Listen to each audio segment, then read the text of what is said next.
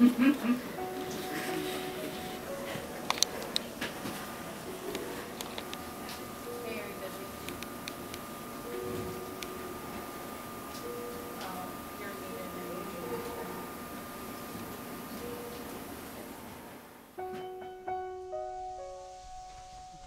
name is Mimi Dobson. My husband is Connell. We've been married for 5 years. We were married in Acadia National Park in Maine. I'm the mother of 3 children. Hazel, she's 4, Nigella is 2, and Wallace Farmer, our new baby, he is about 40 days old. Wally was born at 1 pound, 14 ounces. I mean, Wally's special just because he's so small and he's thriving now, but at the time, the reason it was so unique was just, you know, it was a total shock. Sort of before meal times, I was just feeling really shaky and really weird, like I was gonna pass out. So then I came to the doctor. They started taking my blood pressure in the hospital, and it was just going up, up, up. And by around midnight of that night, my doctor came in, and I knew that he wasn't on call, and I knew that he'd been at home. So when I saw him, I just burst into tears because I knew something was really wrong. If he'd been briefed about my blood pressure and decided to come in the middle of the night. He told me that the ultrasound technician had seen that blood wasn't flowing properly to the baby. Baby wasn't getting nutrients properly, and the baby had apparently stopped growing about 2 weeks before. The baby's size wasn't consistent with 28-week baby. I don't know, that information just really shocked me. And the doctor was just matter of fact about those things. And then he said, and so we're gonna deliver you tomorrow. I made some calls and told everybody the baby was gonna be delivered tomorrow. And Connell was at my side when they said that the baby was gonna be delivered the next day. And we were both just in shock, and, you know, we both in tears and had no idea what that meant, you know, knowing that the baby was only less than 2 pounds. I was worried about the baby, but a lot of the family was just worried about me. And at that time, you know, I really hadn't bonded with this baby yet because he hadn't been born yet. So what I was worried about too is if I was that sick that they were going to deliver the baby at 6 months, was I going to still be around to be a mother to Hazel and Jelly? Even gathered Connell and my mom around to tell them a message about if I passed away on the operating table, that I wanted them to know that I'd had everything that I wanted in life, and I just was really happy and, you know, just so happy with my family and everything. They took me into the operating room, and it was just really, really scary. And just like with my C-section with Hazel, I had this weird sort of involuntary response where I just started shaking violently. Eventually, they said, you know, we got him out. He's tiny, he's really tiny, and they're working on him in the other room. Apparently, I found out later that he was just really limp when they pulled him out, and just basically like a rag doll. And they had to intubate him, put a tube down his throat to get him to breathe. And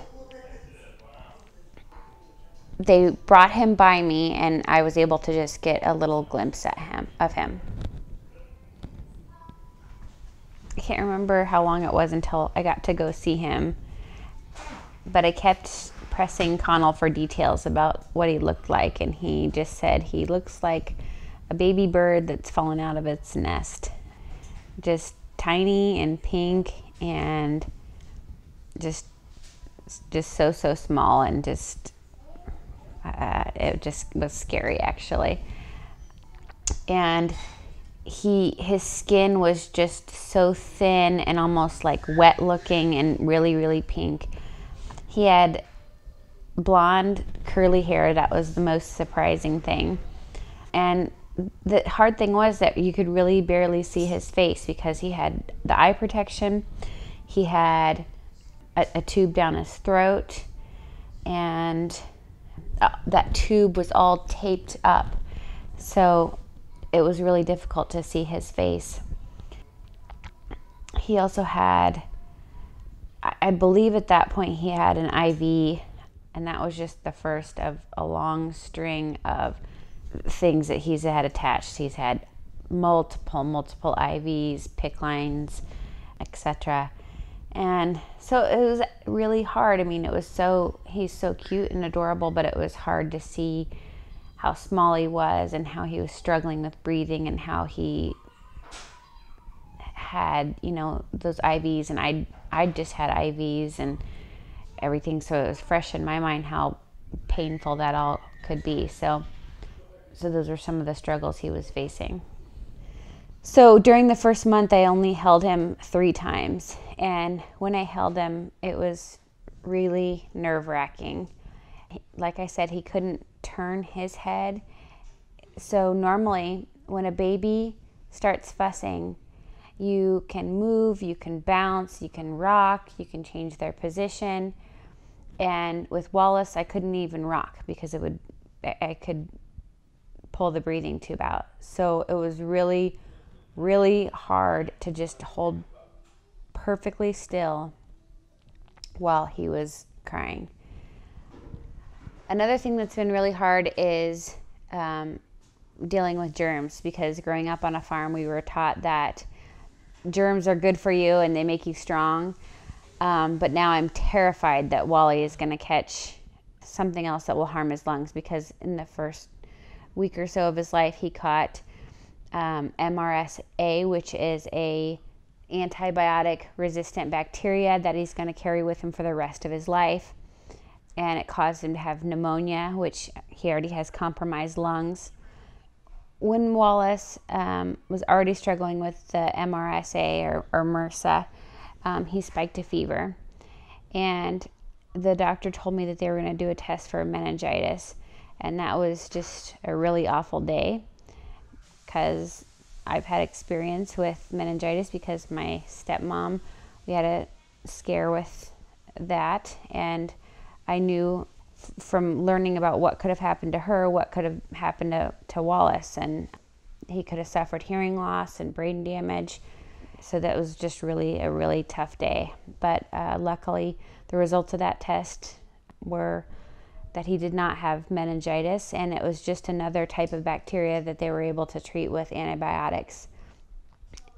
It was really scary when he got the spinal tap, because I had just had an epidural, within the last 30 days. So I knew it's a painful procedure, and just with him being so small, it was just really hard to think about him having that spinal tap. I mean, when Wally was born, they said the survival rate was near 100% for a 28-weeker. The problem is that they can survive, but he could have had brain bleeds, so not good function there. He could have had major digestive problems and had to be fed through a tube the rest of his life. He could have had to be on a ventilator the rest of his life. So even though he could have there's a high survival rate, there's a lot of those problems that they could have.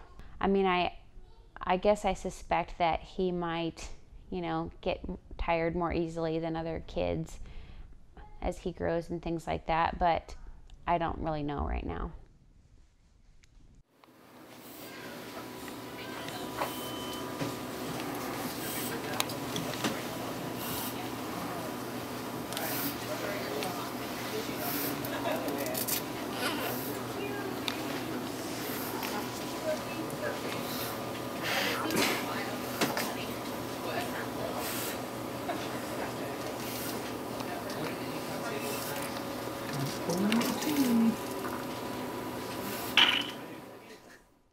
Oh, the happiest day since Wally's been alive was the day that he got his breathing tube out. because not only is he more comfortable, but we're finally able to hold him and to treat him like a real baby. I can pick him up now and comfort him. I can hear him cry for the first time. I mean, that's one thing people don't think about, is when the baby has a breathing tube in, you can't even hear the baby cry. So we didn't even get to hear his cry for I think over 30 days.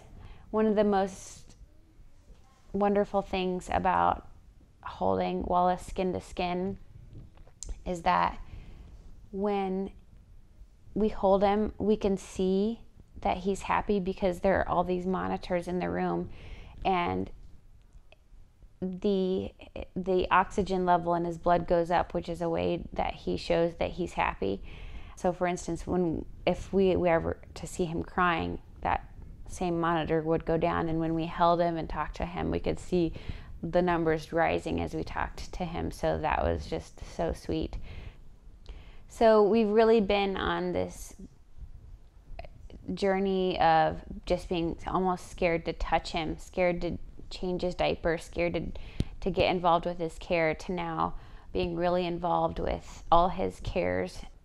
We take his temperature, we change his diaper, we get him dressed, we give him baths, all in the NICU, and he's just getting so big. He's 3.5 pounds now, and I get to hold him, I get to put him against my skin, and he opens his eyes and looks at us, and he's just really alert, and we're just bonding more and more with him every day. And I love him so much, and his dad loves him so much, and it's so sweet to see Connell taking care of him. Just has really brought us all closer together. When Wallace comes home, I'm going to teach him to play basketball and baseball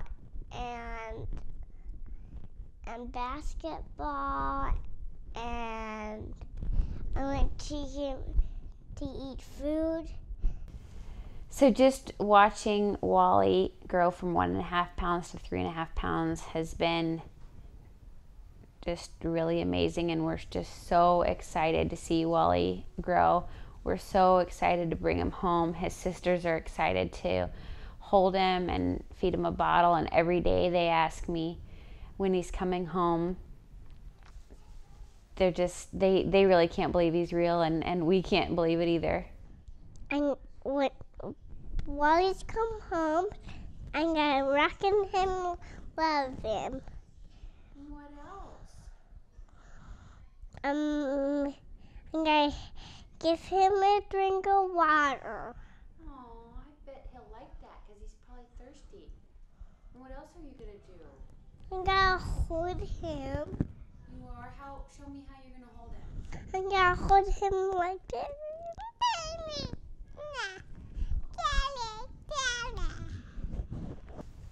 We just cannot wait until Wally gets to come home with us. And, I just try to imagine him as a little boy and going to school and doing all the fun things that our girls do, and growing up and becoming a young man.